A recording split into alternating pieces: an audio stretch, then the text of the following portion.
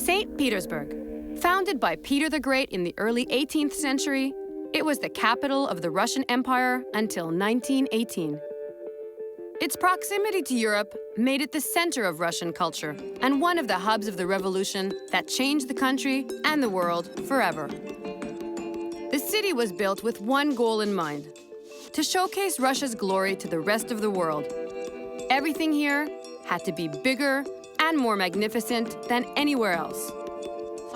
St. Petersburg is really the result of a cooperation between German, Italian, and French architects.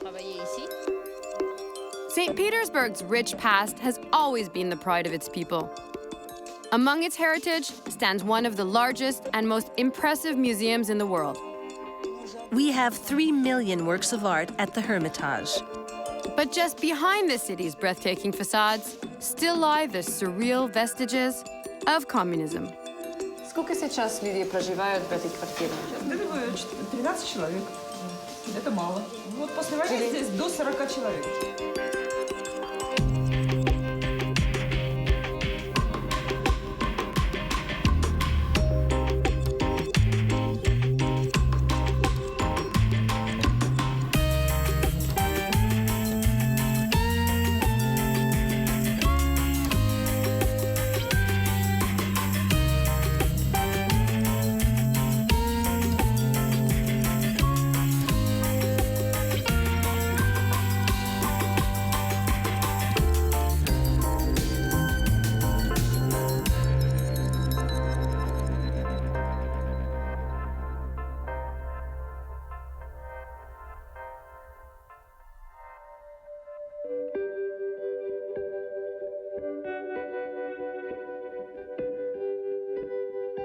St. Petersburg was built, well, in the middle of nowhere. But Peter the Great, a master strategist, chose his location to ensure control over the Baltic Sea.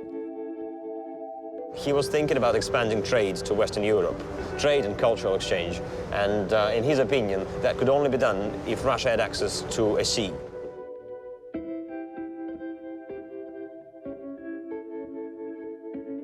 He sent his armies down south to the Sea of Azov, where he successfully defeated the Turks first, but then it didn't quite work out, as it became apparent that even the Sea of Azov doesn't guarantee you access to the Mediterranean. You still have to take Constantinople.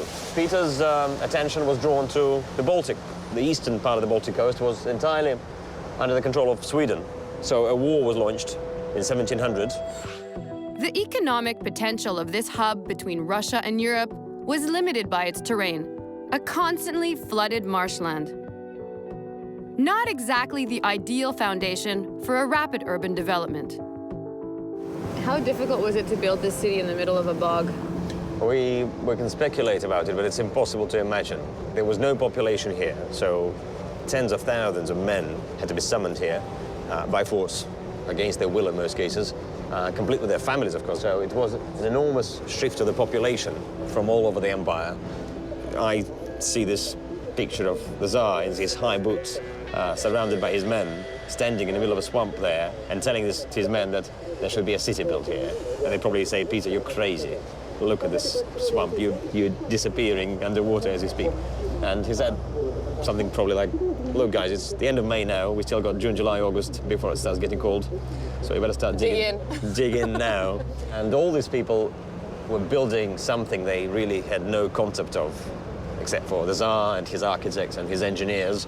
They were hammering wooden logs into the ground to form banks for the future canals. Peter wanted his houses to look Dutch or French or Italian, but not Russian.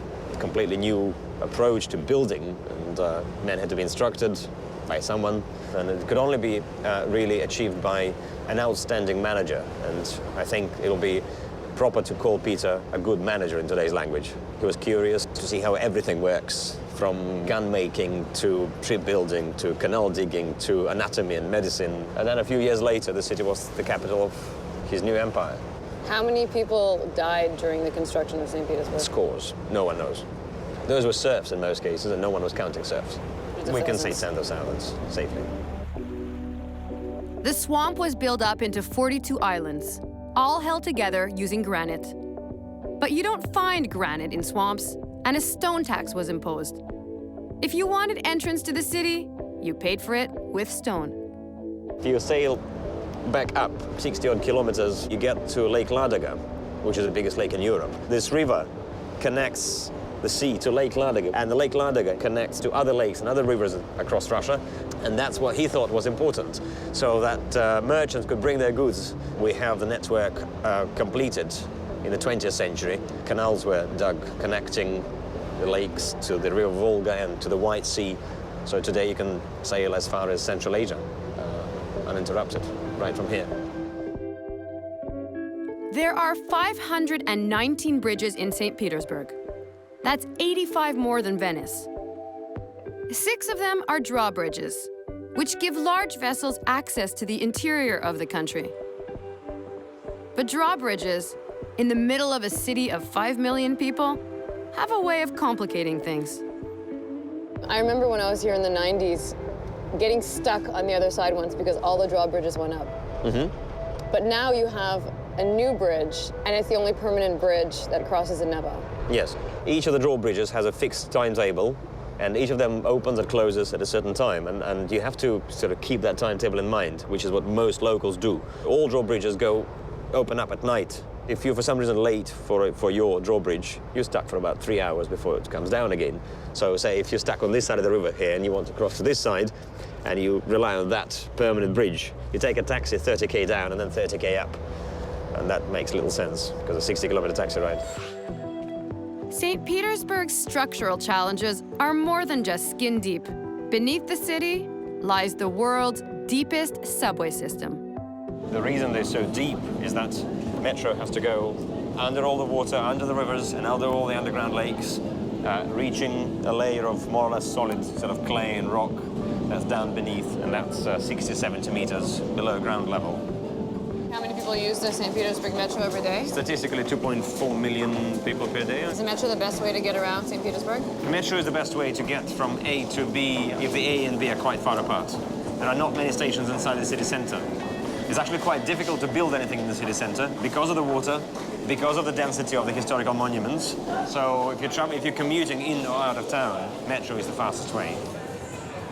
Right now, escalators move at about 94 centimeters per second, so far as I know. Before that, let's say 2/3 of that. So instead of the 2.5 minutes it takes us now to get upstairs, it'll probably take about 4 minutes or so for one single escalator. So multiply that by 4, and you'll know how much a single person spends per day on the escalators going to and from work, using escalators 4 times a day. Multiply that by 5, and you get so much time per working week. That adds up to hours, days, and weeks over one's lifetime. So that's a lot of time spent on the escalators. St. Petersburg's reputation as one of the world's most beautiful cities is a direct result of the larger-than-life imagination of its past leaders. St. Petersburg is really the result of a cooperation between German, Italian, and French architects. That's why we consider St. Petersburg to be the most European of Russian cities.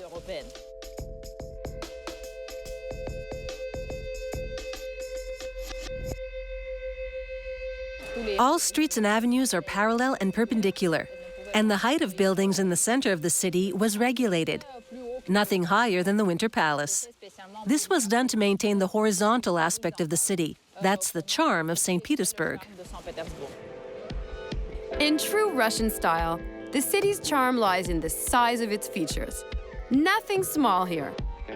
The immense, sprawling design of the gardens of Peterhof is a prime example of the competitive nature of the city's founders. Originally, it was the second home of Peter the Great. The idea was not only to copy Versailles, but also to create a larger residence. Here, in the gardens of Peterhof, there are over 150 water fountains. That's more than in Florence. All these fountains are fed by underground springs that are located 12 kilometers from here, and they all work without pumps.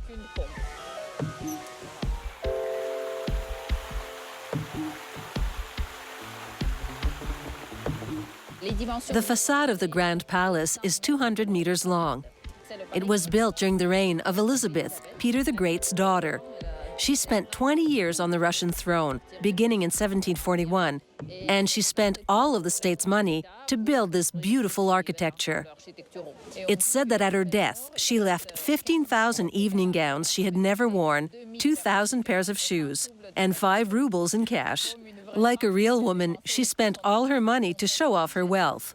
And all this money came from the people, from taxes. Life was really hard at the time for farmers and poor people. Serfdom was a form of slavery. Peasants were like merchandise. You could sell them, buy them, give them away. All the way until 1861.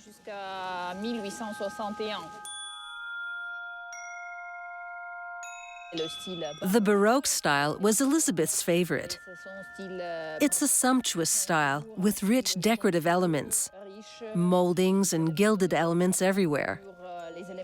The typical colors of this style are blue, light green, white, and gold. They say blue is the color of Elizabeth's eyes, white is the color of her skin, and gold the color of her hair.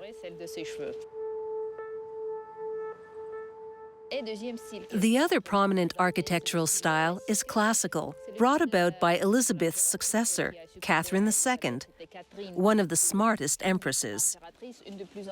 She didn't spend much on architecture and showcasing. She was more concerned with education. We say that Peter the Great built St. Petersburg, and Catherine II educated it. But the city has had more than its share of hard times.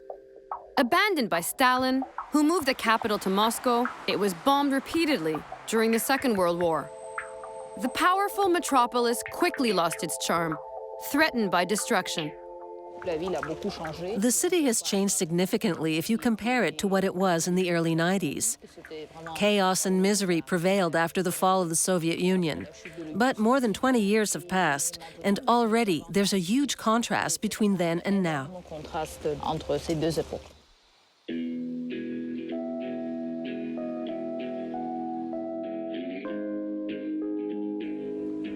Perestroika reopened St. Petersburg to the world, and the city's rich cultural heritage can once again be appreciated, particularly through the Hermitage Museum. The museum has over 3 million works of art, including the world's largest painting collection. But only 1/5 of these treasures are displayed here. The rest, that's about 2.5 million works, are in exhibits around the globe or in storages like this one.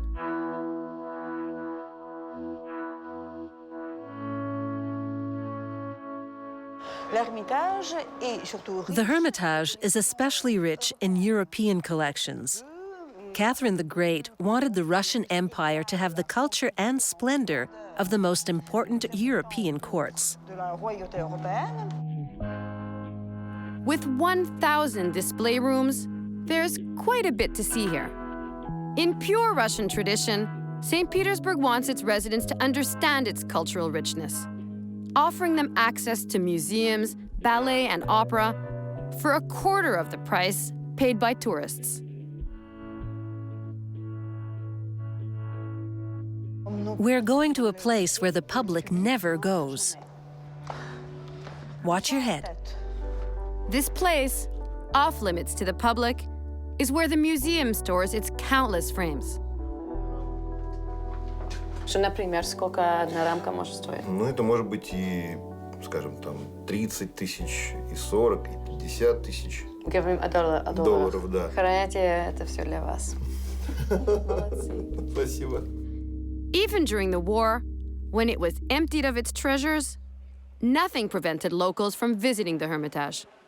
Empty frames probably left room for the imagination. During the war, the curator of the Dutch painting collection in the Hermitage gave a guided tour of the collection with empty frames, explaining what each painting was before it was removed and sent to the other end of the country for protection. The paintings had been removed, but the frames remained in their proper place. It was Catherine the Great who had the idea of building a theater.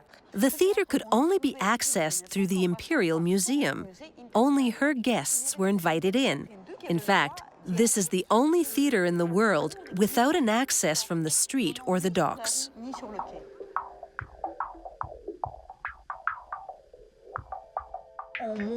Works were performed in their original language. You can see the orchestra pit at the bottom, because there wasn't only drama, but also operas in this theater. At the time, you could seat 300 people here. It's still used as a theater today, but now we can sit up to 500 people, for a very obvious reason. The dresses are much smaller than they used to be.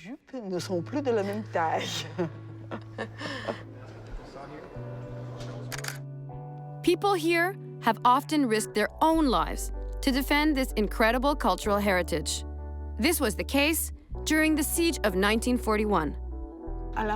As the Germans got closer and the people realized that it was too late to evacuate the works or take them to the city, they buried many of them in the parks and palaces surrounding the museum. Catherine the Great had a cabinet whose walls were covered with panels of amber that came from Germany. When the Germans got here, the panels had been removed and buried in the parks of the palace. After the war, they were never found.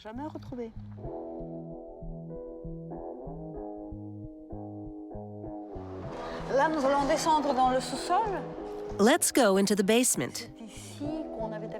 There was a dormitory here for the curators who remained in the museum during the war. There was also a permanent guard, and after each bombing, they toured the exhibition rooms to see if there were broken windows. They replaced them with wood or cloth. They removed broken glass, and they kept the museum clean.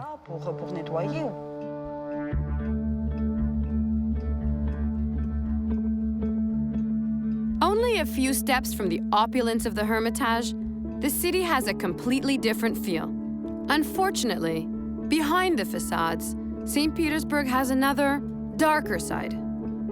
The building is collapsing inside, so maybe you notice there are cracks in the walls, so it looks like it's falling apart, and nobody takes care of it. How long have you been living here? For 20 years.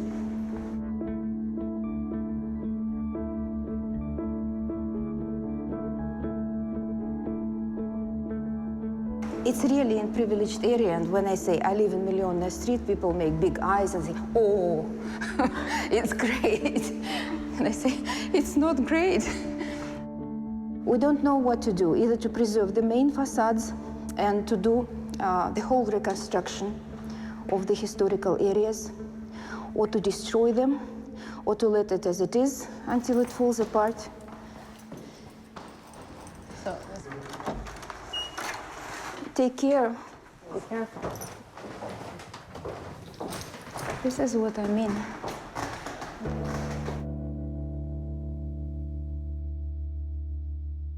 So this is your apartment, but you don't live here? I don't live here because in the year of 1999, a rich person decided to buy our attic, where all our central heating system goes up. And he destroyed part of our attic, and the water came down here. I started to yell, and I started to write different appeals because there was water everywhere. They stopped it. But later, he bought some papers that everything was all right from the legal point of view, and he placed metal beams across wooden beams, which were completely decayed. So at the moment, it's dangerous to be here. He was supposed to fix everything, but now it's impossible, because the only way to fix it is to dismantle his structure up there above us. There's no services, no running water, no electricity, nothing. But you see this fresh Water leakage. hence the buckets. If the negligence on the inside isn't enough, removing the snow from the thousands of rooftops in the city makes matters even worse. The makeshift tools used to crack through the ice pierce the roof itself, creating uncontrollable water damage. Hundreds of buildings are in a rather poor state. They need capital repairs. They need to be fixed.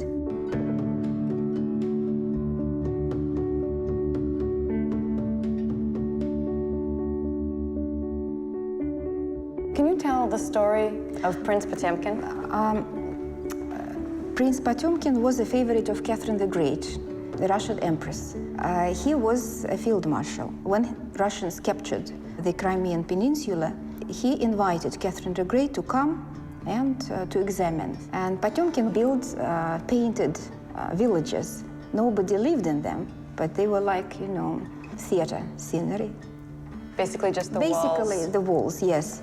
And Catherine was greatly impressed. And since that time, they started to use that expression as Potemkin's villages to explain things about forgery, about false things, about deceit. We compare this expression with the view of our building. I told you that the main facades look nice. Even the chimneys are painted only on one side.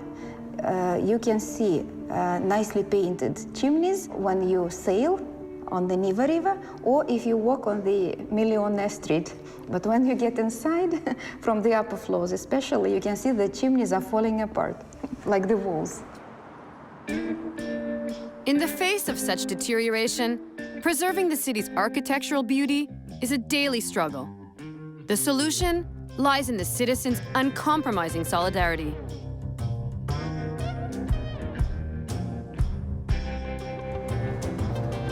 During the Second World War, the city was blocked for about 900 days. It is known as the Siege of Leningrad, and about 2/3 of the population starved to death during that period. But they remained in St. Petersburg because they wanted to protect their city, and they protected these buildings, the museums, the monuments. And right after the war, they started to restore the city.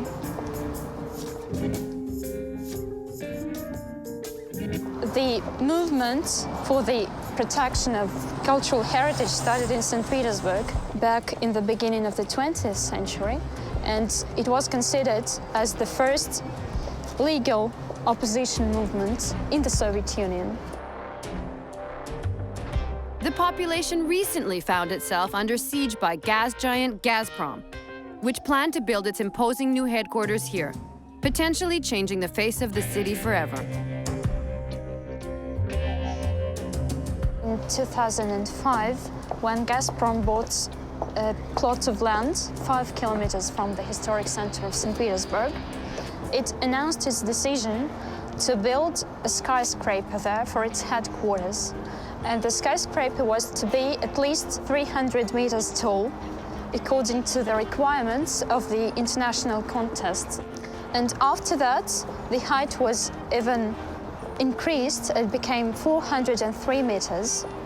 What are the height restrictions now in building in St. Petersburg? In the place where the Gazprom tower was to be built, the height restriction was 40 meters, according to the federal legislation, and 100 meters according to the regional legislation.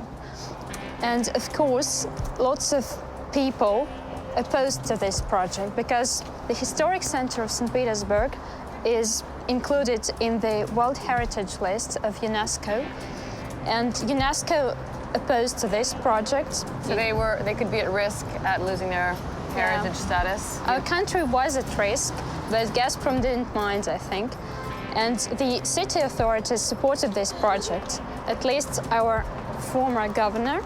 Well, Petersburgers did not understand that clearly, perhaps. That is why a strong opposition movement appeared, and regular marches in defense of St. Petersburg were held each year. And these marches gathered about 5,000 people. The people won their case, in a way. The tower will be built farther from the city, but it will now reach a height of 600 meters. Farther out, but higher up. Does that really solve anything?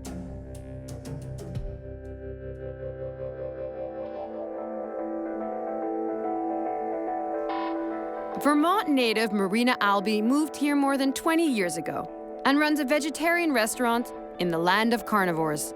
She knows only too well how the complexities of St. Petersburg life can make the simplest tasks difficult.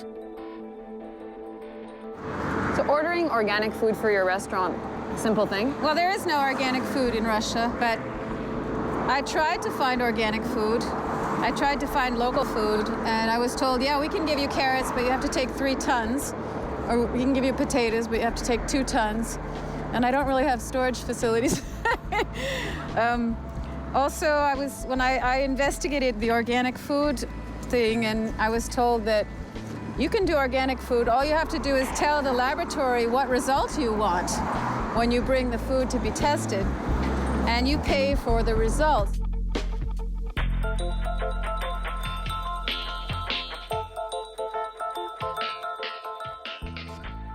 For you, it's a constant battle to run your restaurant. You were talking about permits you need to open up the terrace every year, and you have a pile of bureaucracy that you have to get through every year. I used to get very upset by this and very frustrated, but now I just laugh. I've got the mobile phones and the home phone numbers of all the authorities of the city government in all the different organizations, because I go to them and I bring them a bag of cookies, and I sit there and I talk to them about my life.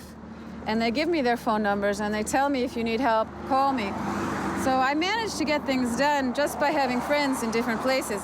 So at this point, it's working okay, but it's just the human factor. That's the only thing that works here. So the rule of law does apply here? Well, it's hard to say because nobody really knows what the law is. It always changes, and nobody really knows what the current law is.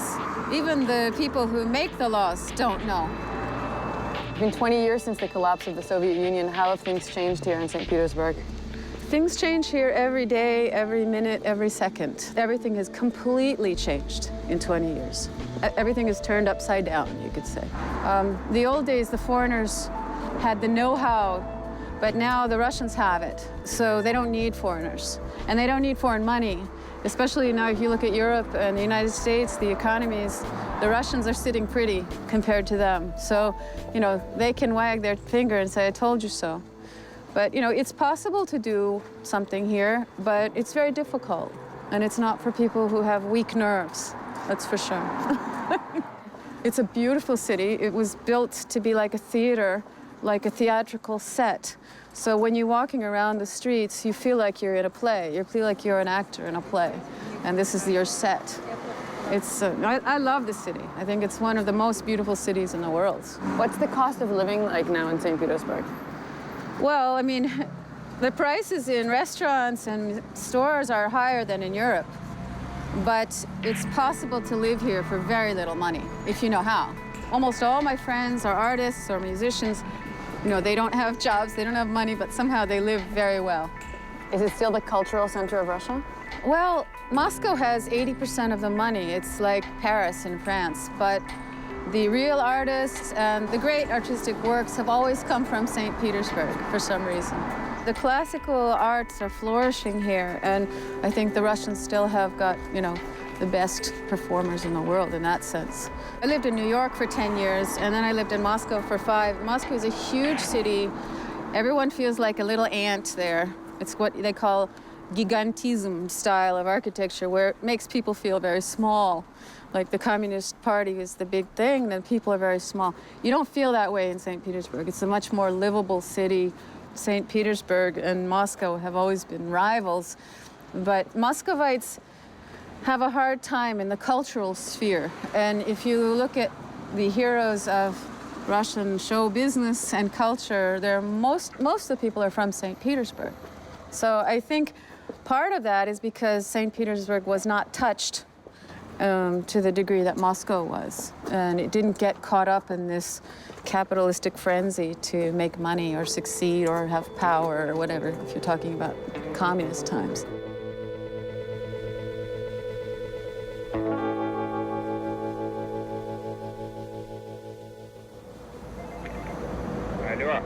Africa! Привет! Это я. St. Petersburg may be the cultural capital of Russia, but before the fall of the Soviet Union, it wasn't really in contact with the outside world.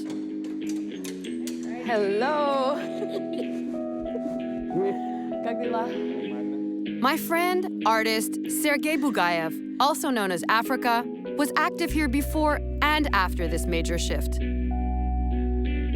First, we probably have to understand we are talking about the birth of New Russia. We are not talking about the continuation of something else, even though it's not possible to not continue everything else. But not too many people in the world, or even in Russia, understand right now we have a process of building of new country.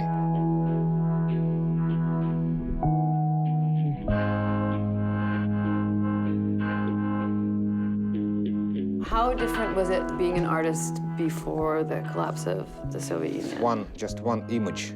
Only members of the Union of the Artists are allowed to buy oil and canvas. So in order to buy oil, colors, we will wait by the shop to see somebody who look like a member of the Union of the Artists, and we will ask, can you please buy us with your papers some colors? Now, of course, you can buy as much as you like. Did St. Petersburg always have more cultural freedom than Moscow? Even in the Soviet time, the intelligentsia in Leningrad were more sort of like progressive, more open. I don't know, but you know, a lot of people will complain about this. But there was the underground life in Leningrad were much stronger.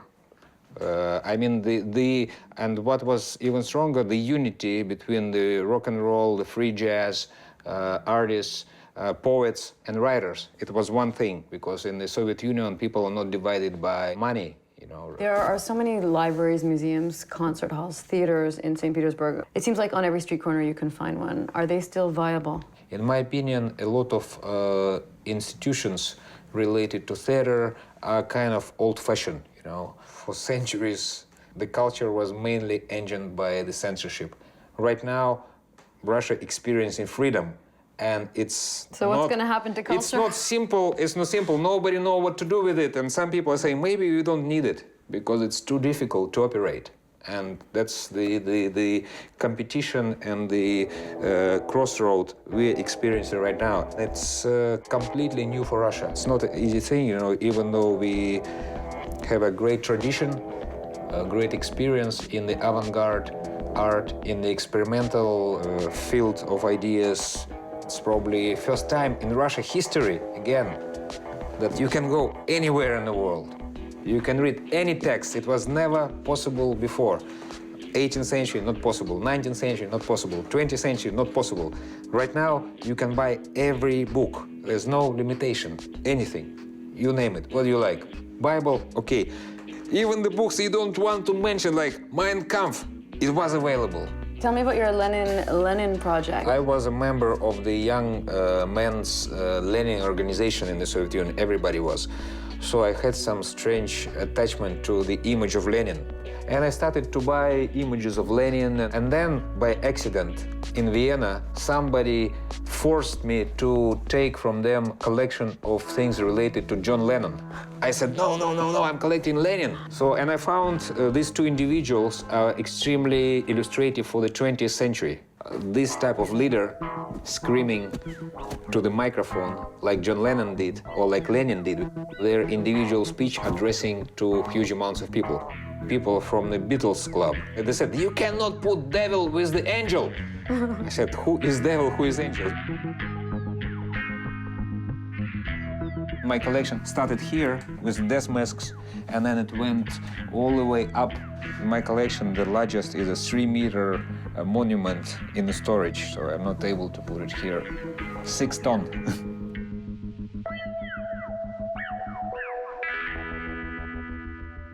Lenin may be long gone, but the Soviet influence is still very much alive.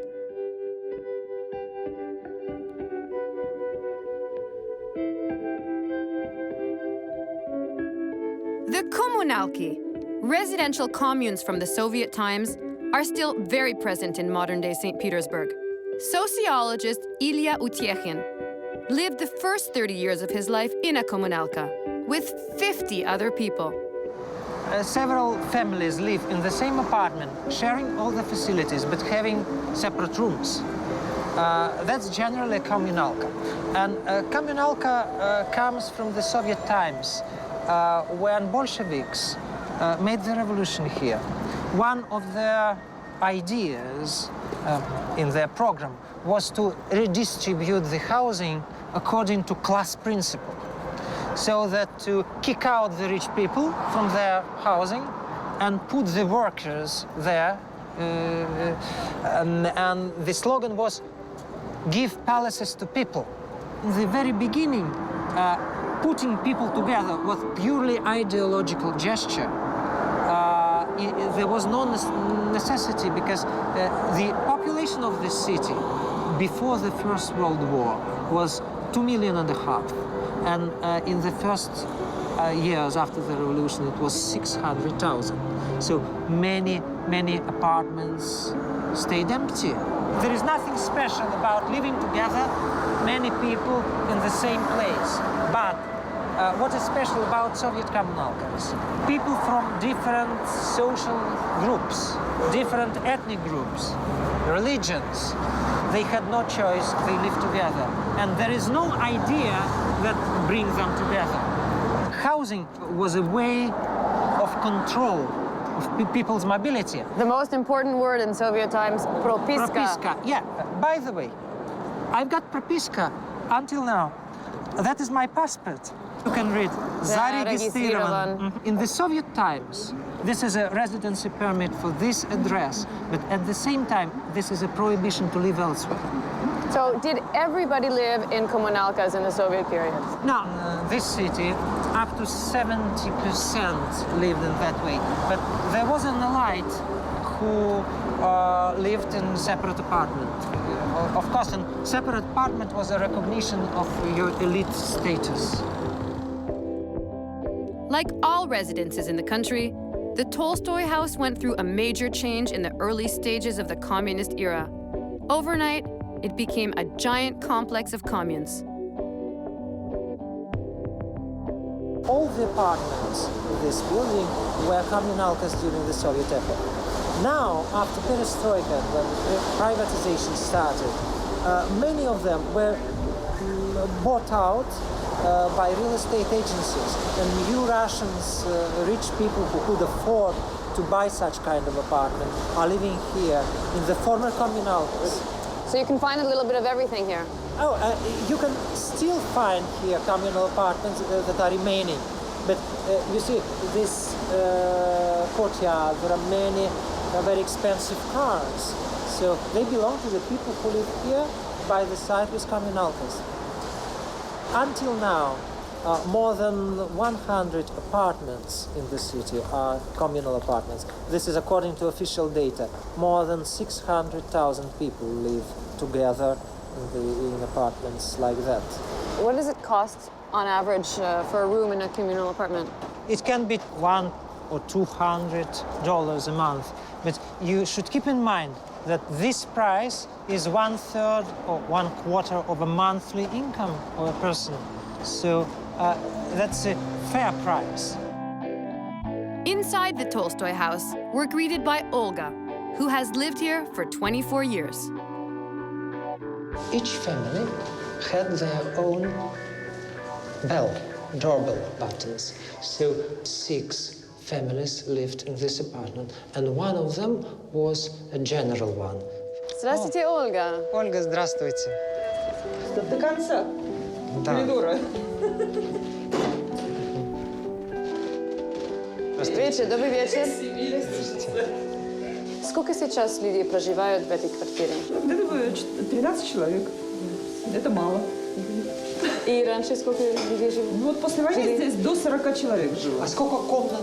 8. 8 комнат, да? И вот там было 40 человек. Да. Типичная кухня здесь. Вот раньше в наших коммуналках такие кухни были везде. Только плиты стояли вот такие.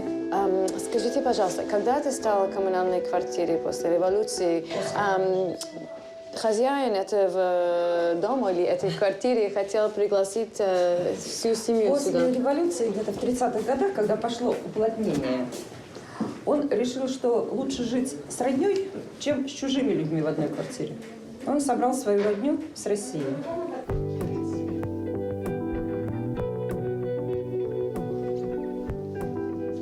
They try to partition their space to get privatized sections in a big space. Here, if you have a family, so someone can make some homework here and watching television in another place, sleeping. Вы живете в этой комнате с кем? Здесь 3 детей моих живут. 2 сына, дочка с внучкой. А я с бывшим мужем, с разведенным, в другой комнате.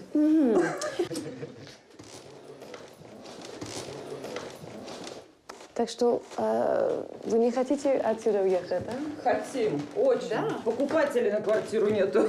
Почему? Потому Это что центр дорого города. стоит. Дорого стоит. Самый престижный дом в городе. Да.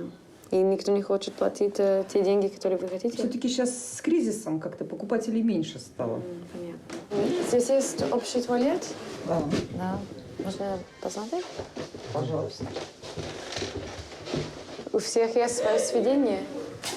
Кто как. Кто очень брезгливый, тот свое носит. А так одно общее лежит.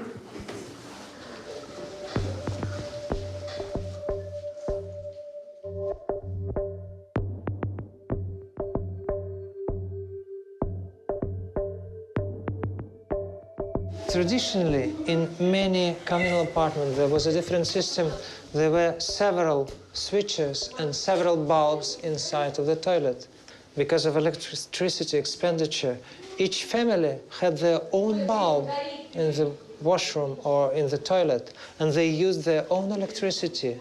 Sometimes people had the switches in their rooms and bulbs here. Because here everyone can use your electricity, and you switch on the light in your room and come here to use the toilet. But there is another problem. You can switch on the light, but some other person can get in before you. In 1991, following the fall of the Soviet Union, the state established a system to privatize the kommunalki. In theory, with a proof of residency, it's supposed to be easy to appropriate the space you live in. But in St. Petersburg, things are never quite that simple. Вы надеетесь на то, что государство может расселить это? Государство сюда не сунется. Нам, как говорили, 8 миллионов вот на нашу долю, наша доля в этой квартире. 8 миллионов при расселении всей квартиры. А мне нужно всех отдельно поселить. В вашей комнате приватизированной? Нет. Смысл какой? Купить на эти деньги только однокомнатную квартиру. Действительно? Да. Но ведь все-таки в таком доме? Ну, 6 человек в однокомнатную квартиру. А 6 человек? 6 человек. Прописано-то у меня 6 человек. А кто шестой? Ваш муж? Трое детей, внучка и я. In the same building, just a few doors down, we get a clear picture of the contrasts that characterize the city. It's a very different way of life here. Heidi, очень приятно. This is a former communalka. You see, some years before, several families lived here, but now it seems to be completely renovated. And you can easily imagine, no, not easily, imagine how this room could be partitioned. Ну, вы знаете, мы перепланировали абсолютно все. Тут было, наверное, комнат 20. Комнат 20, ага. Да-да-да, и они были длинные, и получалось то, что один коридор разделялся. Ага. Коридорного типа, видимо, это коммуналка была. И жило очень много народу. То есть коридор... Сколько людей примерно жили здесь? Так что было чуть ли не 20 человек. Просто. И теперь сколько людей здесь живут? Сейчас 2 родителей мои и я. Так что мы втроем. To gain ownership of this apartment, Victoria's father had to relocate its former occupants, all 20 of them. So it's come full circle. The revolution took the home of a wealthy family and gave it to the people. Today, 75 years later, the wealthy are moving back in. Massive, beautiful, and damaged, St. Petersburg endured a history of power struggle, conflict, and war. Torn between the modernity of its European neighbors and the complexity of its Russian past, the glimmering metropolis is now undergoing a new revolution.